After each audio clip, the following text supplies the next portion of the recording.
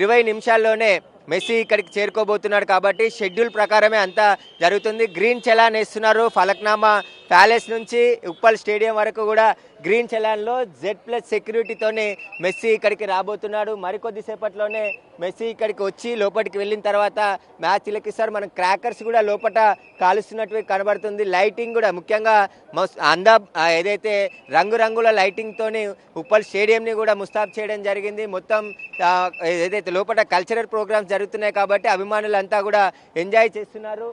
నవీన్ యాదవ్ కూడా జూబ్లీహిల్స్ ఎమ్మెల్యే నవీన్ యాదవ్ ఇక్కడికి రావడం జరిగింది. లోపలికి కుటుంబ సభ్యులతో కలిసి లోపలికి వెళ్తున్నారు. అందరూ కూడా ఒక్కొక్కరుగా లోపలికి వెళ్ళి మ్యాచ్ చూసేందుకే ప్రయత్నిస్తున్నారు. మనం చూడొచ్చు చాలా మంది ఇక్కడికి రావడం జరిగింది. మొత్తం పొలిటికల్కి సంబంధించిన నాయకులతో పాటు ఒకసారి నవీన్ యాదవ్ వచ్చారు. మ్యాచ్ చూడడానికి వచ్చారు. అవును, పిల్లలతో వచ్చినాము. ఎట్లా ఉంది ఇంటర్నేషనల్ స్థాయిలో రేవంత్ రెడ్డి కూడా ఇప్పుడు ఆడబోతున్నారు కదా మ్యాచ్? చాలా అద్భుతంగా ఉంది. పీపుల్ అందరు కూడా రేవంత్ అని ఎట్లా ఆడతాడని వెయిటింగ్ లో ఉన్నారు. Okay right. అయితే నవీన్ యాదవ్ కూడా కుటుంబ సభ్యులతో కలిసి మ్యాచ్ కి రావడం జరిగింది. లోపల మ్యాచ్ చూడడానికి వెళ్తున్నారు. రేవంత్ రెడ్డి ఆట ఎలా ఆడతాడనే దానికి సంబంధించి చూడడానికి వచ్చాం. ఎందుకంటే ఆయన స్వయంగా ఫుట్బాల్ ప్లేయర్ కాబట్టి సీఎం రేవంత్ రెడ్డి మెస్సీతో ఆడుతున్నాడు కాబట్టి వారితో మాట్లాడడానికి చూడడానికి వారు ఆడే ఆటను చూడడానికి ఇక్కడికి వచ్చామని చెప్పేసి కూడా చెప్తున్నారు. ప్రతి ఒక్కరు కూడా మొత్తం అన్ని పార్టీలకు సంబంధించిన నాయకులతో పాటు విఐపీలు కూడా ఈ మ్యాచ్ చూడడానికి పెద్ద సంఖ్యలో వచ్చారు.